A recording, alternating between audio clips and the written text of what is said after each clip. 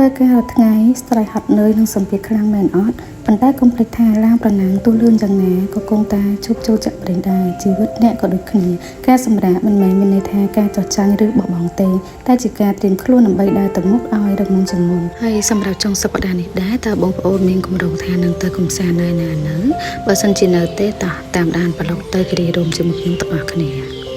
មុននឹងចេញដំណើរគឺពួកយើងបានទៅទិញគ្រឿងសមុទ្រមួយចំនួនសម្រាប់យកទៅអាំងនៅលើភ្នំហើយនៅតាមផ្លូវល្បឿនលឿនទេសភាពគឺពិតជាស្រស់ស្អាតមែនតើហើយពេលទៅដល់ជាភ្នំគឺពួកយើងឈប់ទិញផ្លែឈើមួយចំនួនសម្រាប់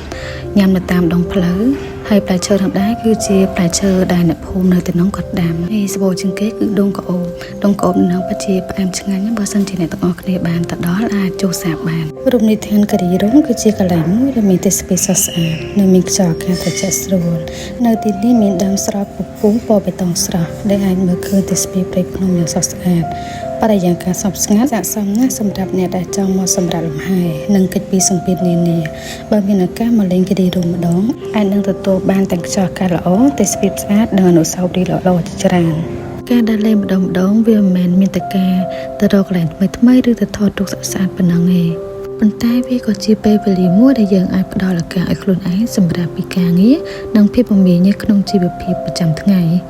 ដូចជាការដើរលេងគិរីរម្លើកនេះមានអារម្មណ៍ថាខុសប្លែកពីទីក្រុងមែនទែនមេរលឹមស៊ីស្តេកមានចុះអាប់ស្លឹកឈើស្រក់រវិចតាមខ្យល់ហើយខ្យល់អាកាសនៅទីនេះត្រជាក់ស្រួលខ្លួនណាស់យើងអាចដើរគយគន់ទេសភាពស្ដាប់សំឡេងខ្យល់បក់កាត់ដើមស្រល់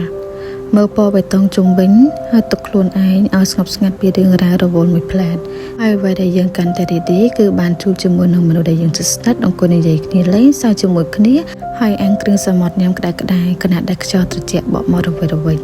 ការដើរលេងបែបនេះក៏ជួយឲ្យយើងបានមកការអនុស្សាវរីយ៍ល្អៗជាមួយគ្នាហើយបានស្គាល់គ្នាពេលខ្លះសុភមង្គលមិនចាំបាច់ទៅរឿងធំដុំទេគ្រាន់តែមានទេសភាពស្អាតខ្យល់អាកាសល្អៗមានមនុស្សដែលយើងអាចនិយាយនិងសើចជាមួយបានហើយមានពេលវេលាសម្រាប់ខ្លួនឯងបន្តិចក៏មានអារម្មណ៍ថាជីវិតមានភាពស្រស់ស្អាតជាងមុនហើយអញ្ចឹងបើមានពេលទំនេរកុំភ្លេចនាំខ្លួនឯងចេញមកសម្រាប់ខ្លះមកជួបធម្មជាតិស្រូបយកខ្យល់អាកាសល្អៗនិងមកការអនុស្សាវរីយ៍ថ្មីៗរូបពេលវេលាល្អៗដែលយើងបានចំណាយជាមួយមនុស្សដែលយើងស្រឡាញ់គឺជាអ្វីដែលមានតម្លៃបំផុតចូលមកដល់ពេលយប់បរិយាកាសនៅគិរីរម្យកាន់តែមានអារម្មណ៍ប្លែកនិងស្ងប់ស្ងាត់ជាងពេលថ្ងៃខ្យល់ត្រជាក់បក់មកស្រាល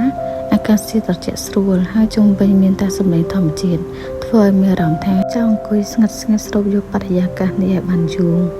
ពេលយប់យើងបានអង្គុយជុំគ្នានិយាយគ្នាលេងហើយញ៉ាំគ្រឿងសមុទ្រក្តៅៗជាមួយគ្នាអ្វីដែលធ្វើឲ្យកាន់តែពិសេសគឺពន្លឺភ្លើងតូចៗដែលរំពត់ជុំវិញបុកផ្សំជាមួយនឹងខ្យល់ត្រជាក់ភាពស្ងាត់ស្ងាត់របស់ធម្មជាតិពេលខ្លះយើងមិនចាំបាច់ត្រូវទៅកន្លែងអ៊ូអរឬមានកម្មវិធីច្រើននោះទេគ្រាន់តែអង្គុយនិយាយគ្នាលេងស្ដាប់សំឡេងធម្មជាតិមើលមេឃពេលយប់នៅរីករាយជាមួយមនុស្សដែលយើងស្រឡាញ់ក៏អាចធ្វើឲ្យយប់មួយខ្លះជាអនុស្សាវរីយ៍ដ៏ស្រស់ស្អាតបានហើយពេលភ្ញាក់ពីព្រឹកអ្វីដែលទទួលបានមុនគេគឺខ្យល់អាកាសត្រជាក់និងស្រស់ស្អាតផ្សំជាមួយនឹងសំឡេងធម្មជាតិជុំវិញពេលខ្លះមានអាប់ស្រាលអណ្ដែតតាមភ្នំហើយពន្លឺព្រះអាទិត្យពេលព្រឹកចាប់ផ្ដើមរះ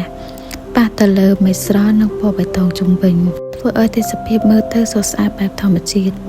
ពេលព្រឹកបែបនេះយើងអាចដើរលេងស្រូបយកខ្យល់អាកាសមើលទេសភាពអង្គុយផឹកកាហ្វេឬញ៉ាំអាហារពេលព្រឹកបន្តិច